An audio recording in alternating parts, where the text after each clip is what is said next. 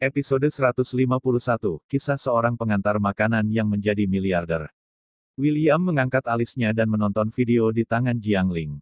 Tetapi Jiangling memberikannya ke samping, memasukkan telepon ke dadanya, dan kemudian memegang dadanya dengan berani, dan berkata sambil menyeringai, "Wah, ambil saja." William sudah pergi, Jiangling ini cukup pandai bermain. "Apa yang kamu inginkan?" tanya William. Jiangling tidak malu. Dia meraih lengan William dan tersenyum mesra, "Sepupu ipar, saya bungkam tentang bisnis Anda terakhir kali. Kali ini, bagaimana Anda bisa mengatakannya, Anda harus memberi saya biaya diam-diam." William mengerutkan kening dan menatap Jiangling. Anak kecil ini menempel kepadanya, dia centil postur membuat orang merasa sesak napas. "Ayo, apa yang ingin kamu lakukan?" tanya William. "Pinjamkan mobil itu padaku selama 2 hari. Jiangling sama sekali tidak sopan, meraih kunci mobil. "Ferrari, saya belum mengendarainya. Jika saya mengendarainya ke sekolah, saya pasti akan senak. Sehingga, tidak peduli apa, dia akan meminjam Ferrari dari William hari ini." William mengerutkan kening, memikirkannya, dan langsung menggelengkan kepalanya, "Tidak, mobil itu bukan milikku." Jiangling segera menjadi cemas, dan berkata, "Ini bukan milikmu. Mengendarai mobil. Bukankah, William tidak ingin meminjam mobilnya sendiri dan sengaja membuat alasan. Ini benar-benar bukan milik saya. Kalau begitu saya tidak peduli. Saya ingin mobil ini hari ini. Jika Anda tidak meminjamkan kepada saya akan mengirimkan videonya kepada sepupu saya dan memberitahu sepupu saya tentang terakhir kali." Jiangling marah, sombong duduk di kap mesin. William terlihat tak berdaya, lalu mengeluarkan kunci mobil, melemparkannya ke JMC, dan berkata, "Oke, biar kamu mengemudi selama 2 hari, cukup 2 hari, lalu berikan padaku, mobil ini benar-benar bukan milikku." Di mana JMC mendengar paruh kedua kata-kata William, dia mengambil kunci mobil William dengan senang hati, dan dia senang. Kemudian, dia tidak sabar untuk duduk di kursi pengemudi dan berteriak kepada William, "Sepupu ipar, masuk ke mobil, dan bawa kamu berkeliling." William mengikuti dengan senyum masam dan masuk ke dalam mobil. Keduanya berjalan-jalan di sekitar kota, lalu Jiangling membawa William ke rumah sakit dan pergi. Melihat ke arah Jiangling pergi, William menggelengkan kepalanya. Sore harinya, William bermain-main dengan Kiki dalam waktu lama. Tapi sebagian besar waktu, William yang membuat wajah dan bercerita tentang Kiki. Gelang emas kecil yang diberikan Yun Jing kemarin telah dipakai di tangannya untuk Kiki. Melihat gelang emas kecil ini, William merasa sedih sesaat. "Barang-barang ibu. Sudah 7 tahun, dan saya belum mengunjungi ibu saya di kuburan selama 7 tahun, saya sendiri, benar-benar melakukan pekerjaan yang buruk. Tidak mungkin, tempat ibu tidur bukanlah batu nisan yang sederhana. Sebaliknya, Chen Tianxiu secara pribadi membeli sebidang puluhan ribu hektar dan membangunnya sesuai dengan makam kuno. Dan sekarang kuburan itu dijaga oleh orang-orang Yun Jing. Setelah meninggalkan bangsal, dia datang ke taman pemulihan. William duduk di bangku dan tidak berbicara lama. Dia memegang ponsel yang belum pernah ditunjukkan di tangannya. Setelah ragu-ragu untuk waktu yang lama, dia memutar serangkaian nomor. Telepon terhubung setelah kira-kira 10 detik, dan ada suara laki-laki yang lemah di ujung yang lain.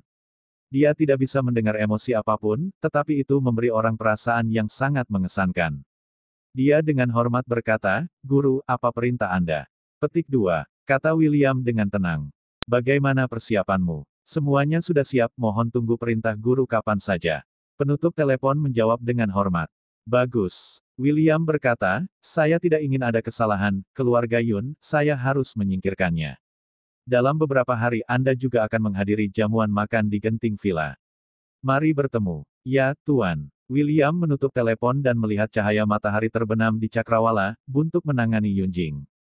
Dia telah mempersiapkan keluarga Yun selama 13 tahun.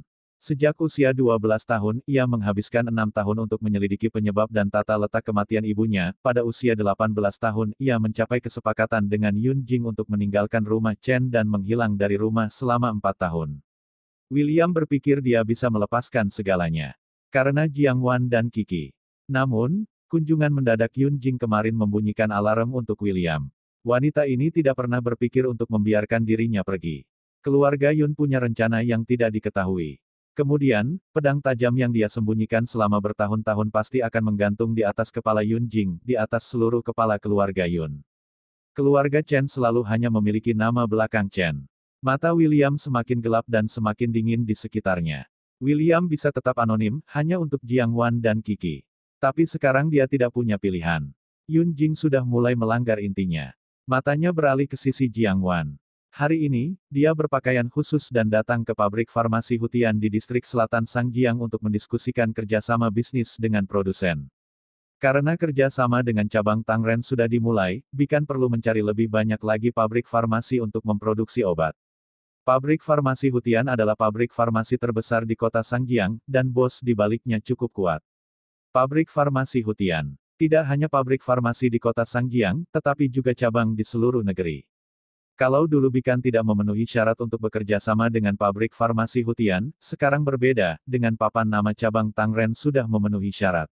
Oh, Wakil Presiden Jiang datang ke sini secara pribadi dan tidak memberitahu saya. Saya akan pergi dan menjemput Anda secara pribadi.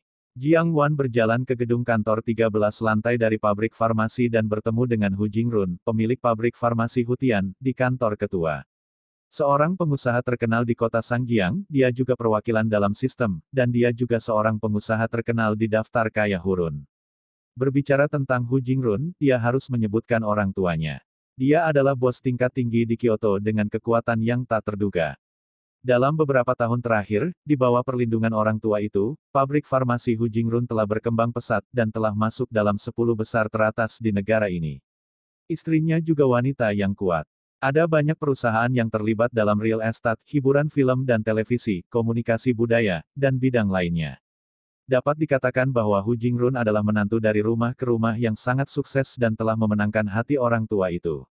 Jiang Wan tersenyum dan mengulurkan tangannya untuk menjabat Hu Jingrun, dan berkata, "Hu Dong, kamu adalah orang yang sibuk, aku tidak berani membiarkan kamu menjemputku." Hu Jingrun berjabat tangan dengan Jiang Wan, menatap Jiang Wan, tak terelakkan.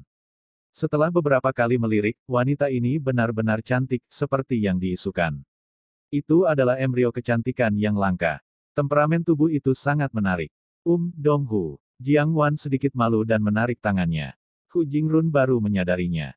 Senyum sibuk, "Oh, Wakil Presiden Jiang benar-benar wanita cantik, saya tertarik dengan temperamen Anda."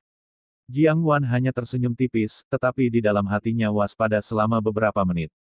Ketika dia datang, Song Min mengingatkan dirinya sendiri bahwa Hu Jingrun ini bukanlah orang yang baik, orang tua mesum.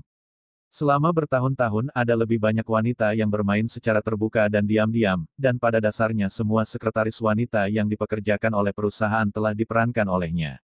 Istrinya juga membuka satu mata dan menutup satu mata, dan dia juga mengangkat wajah putih kecil di luar.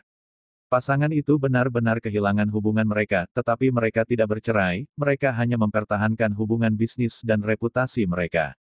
Hu Jingrun membuat teh untuk Jiang Wan secara langsung, dan keduanya mengobrol lama. Semakin banyak mereka berbicara, semakin terpesona Hu Jingrun dengan Jiang Wan, dan semakin gatal di hatinya. Sangat disayangkan bahwa wanita seperti itu telah menikah dengan pria yang tidak berguna. Mata Hu Jingrun perlahan bergerak dari pergelangan kaki putih Jiang Wan, bibir merah yang terbuka dan tertutup. Luar biasa menarik. Hebat. Suaranya juga sangat manis dan kesemutan. Menelan dengan panas, Hu Jingrun bahkan tidak mendengarkan kata-kata Jiang Wan, jadi dia duduk di sebelah Jiang Wan, sepertinya menuangkan teh untuk Jiang Wan, tetapi tangannya tidak jujur di atas paha Jiang Wan, Dia tersenyum dan berkata, "Wakil Presiden Jiang, saya akan membahas bisnis nanti, makan malam di mana, saya mengundang Anda."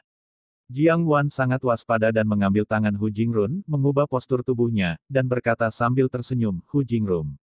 Ayo lanjutkan. Mari kita bicara tentang bisnis, kita selesai, mari kita mengadakan pesta perayaan." Setelah berbicara, Jiang Wan mengeluarkan ponselnya dan melihat waktu, tetapi sebenarnya mengedit pesan teks ke William. Dia sekarang hanya memikirkan William. Bisa memberinya rasa aman. Hu Jingrun menyentuh tangannya dan merasakan sisa kehangatan di tangannya.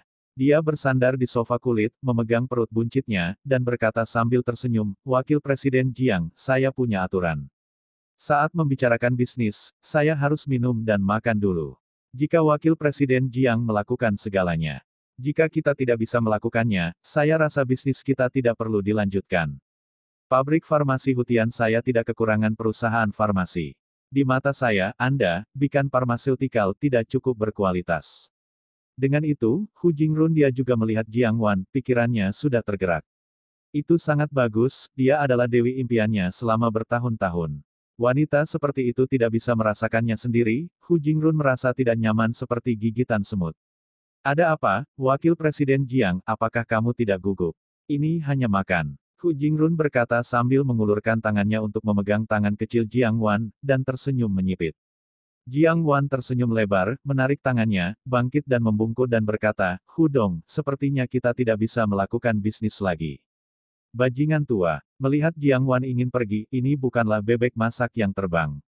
Hu Jingrun menjadi cemas, wajahnya berubah, suaranya menjadi tegas dan terdistorsi, dan suaranya menjadi tajam, dan dia bergegas menuju Jiang Wan dengan liar, dan memeluknya dengan malas dari belakang. Wakil Presiden Jiang, jangan pergi. Sekarang kita di sini, mari kita bicara dan jujur satu sama lain. Dengan cara ini, selama Anda tidur dengan saya untuk 1 malam, saya akan memberi Anda perintah sebanyak yang Anda inginkan. Lengan Hu Jingrun erat. Dia memeluk Jiang Wan, seperti binatang buas, dari belakang, ingin mencium leher Jiang Wan. Di matanya, tidak pernah ada wanita yang tidak bisa dia mainkan. Lepaskan aku. Tolong. Jiang Wan berjuang, tetapi di mana dia adalah lawan Hu Jingrun, dia tidak bisa meningkatkan kekuatannya sama sekali, dan dia merasa pusing sekarang, dan tubuhnya secara bertahap kehilangan kendali. Teh adalah obat. Bersambung.